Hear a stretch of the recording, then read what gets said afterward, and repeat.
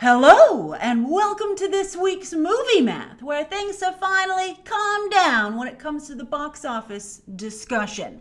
Not just because only one horrible new movie was released this weekend, we'll talk about The Grudge, but also because I think we finally have an answer when it comes to the box office fate of The Rise of Skywalker. And I think the franchise, or this trilogy, let's say, hopefully not the franchise, I don't think the franchise, but this trilogy is ending, image-wise as it is box office-wise, with a meh. Now, if you wanted to put a really negative spin on this weekend's box office for Star Wars, you could, because it's down again after rallying last weekend and being pretty much catching up to The Last Jedi. Now it's 13% behind The Last Jedi domestically, which looks even worse when you put the actual numbers next to each other. 13% doesn't sound so bad, but it looks bad with the actual numbers. In fact, yesterday, as the box office was taking shape, I was going to say this was a real nail-biter. But you know what? It's not.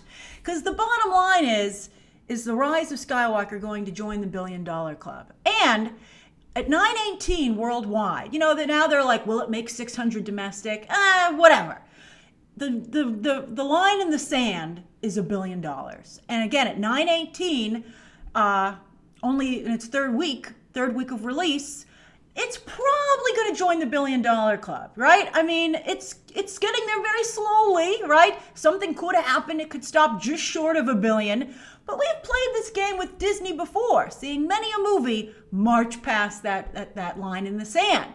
Now, The Rise of Skywalker won't get there in 19 days like The Last Jedi did and like it seemed it might last weekend, right? And it won't get there for sure in 12 like The Force Awakens did. Avengers Endgame did it in 5.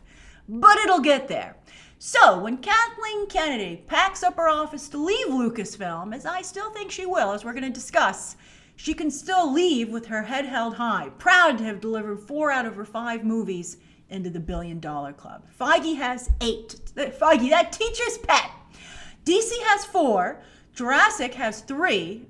Then there's a bunch of 2s. Fast and Furious, Disney's live-action fairy tales, Pirates, Lord of the Rings, and then Harry Potter only has 1. Get back in there, Potter. Wizarding World. What the heck? That just shows you what a mess Fantastic Beasts truly is.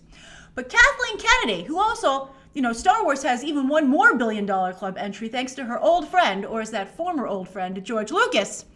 But Kathleen Kennedy has put the Star Wars franchise in a pretty darn good spot business-wise. But of course, creatively, she has shit the bed, which is why I think she's still going to have to leave. Because while 4 out of her 5 movies might be $1 billion club members, which some of you might be furiously typing right now, she's still leaking moviegoers like crazy. I mean, as of right now, and the numbers, they're gonna, again, as I said, it's gonna get past $1 billion, but remember how much now, of course, not every movie can make what The Force Awakens did, right? Even Marvel has these extreme highs.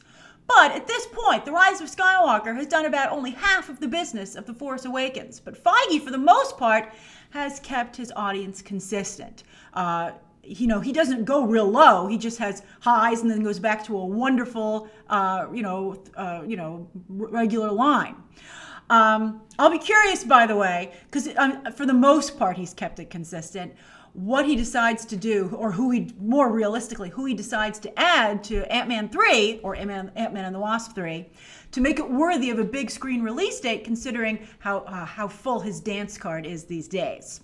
But of course, everyone wants to know who won with The Rise of Skywalker, right? Did the haters prevail or the lovers, right? But I gotta tell you, as I said, it's a meh situation. I think it's a draw. The Rise of Skywalker isn't a box office failure like Solo. It's not this humiliation. But at the same time, it definitely shows that the franchise has been damaged on Disney's watch. Look at that audience erosion. And I think that Disney was supposed to save it, but instead they delivered something no better than the prequels. So George Lucas can kind of hold his head high as well. Now today I was having my viewer Skype calls for hitting 70,000 followers on Twitter to celebrate, and I talked to about 30 of you this morning. And one conversation led to, making sure that people love the movies they're working on.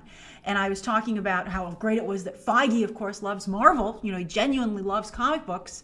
And apparently also he genuinely loves Star Wars. I think that's funny. How many things can Feige genuinely love? Bob Iger would like to find out.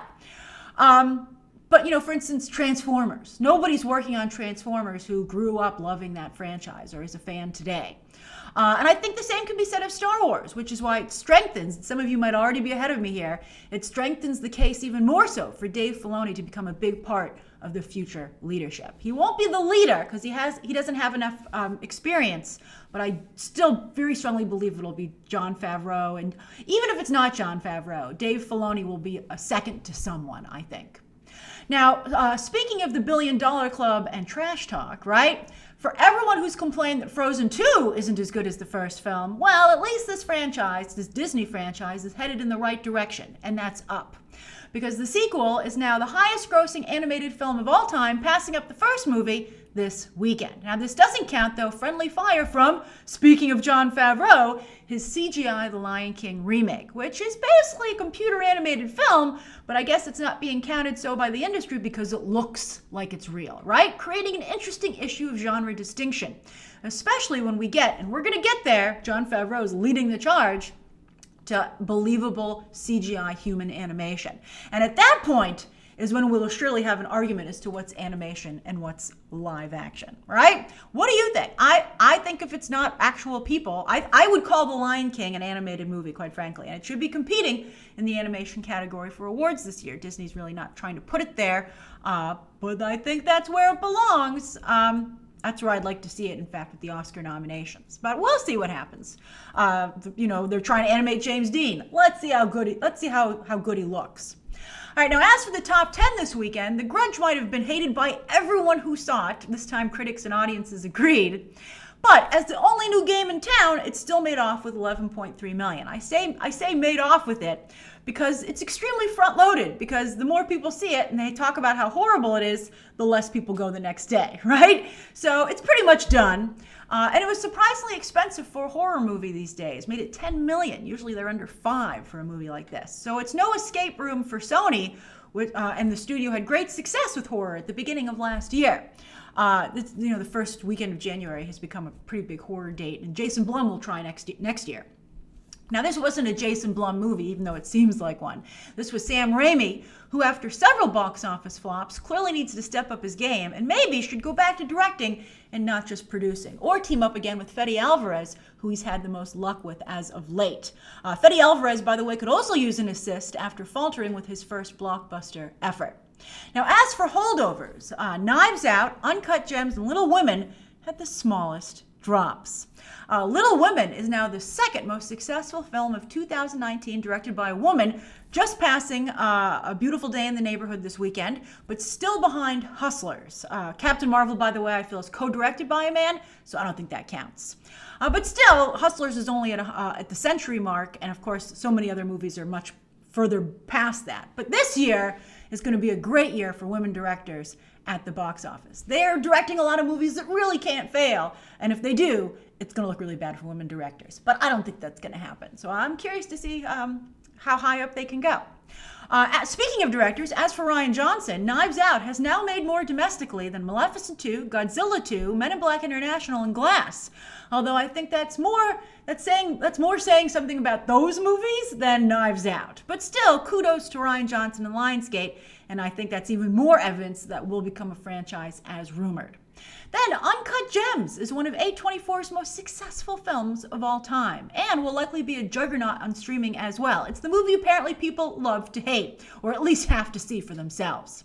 But we have yet to see Adam Sandler get any other work off of this. But he has Murder Mystery 2 coming up. I make the joke, but I have to say, I think the first Murder Mystery was a very good guilty pleasure, and I'm actually quite excited for the sequel. Hey, the most watched movie on Netflix, period, I think actually any content at all of 2019. It was actually, I think, it was really, really good, and I think it was a really good crowd pleaser. I think not only was it good, but it was something that so many people could enjoy.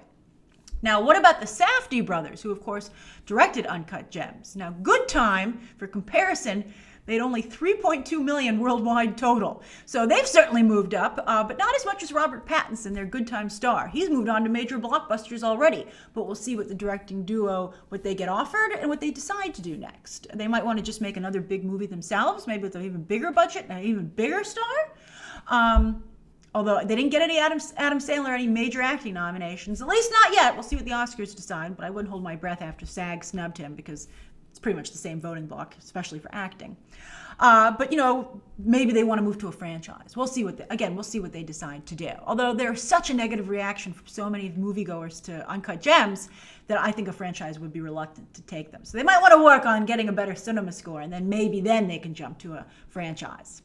Now, as for the movies that people hated, there's no 9 Lives for Cats, which plummeted again at the box office and is almost out of the top 10 in just its 3rd week of release. For comparison, Frozen 2 is still way up there at week 7, and so is Knives Out at week 6. What will push Cats out of the top 10? 4 new movies, as Hollywood is chomping at the bit to get 2020 started after the holidays. 1917 will expand and should take first place, hopefully after some Golden Globe wins. Now, speaking of the Golden Globes, they are tonight. I will be live tweeting them, so I hope you'll watch with me.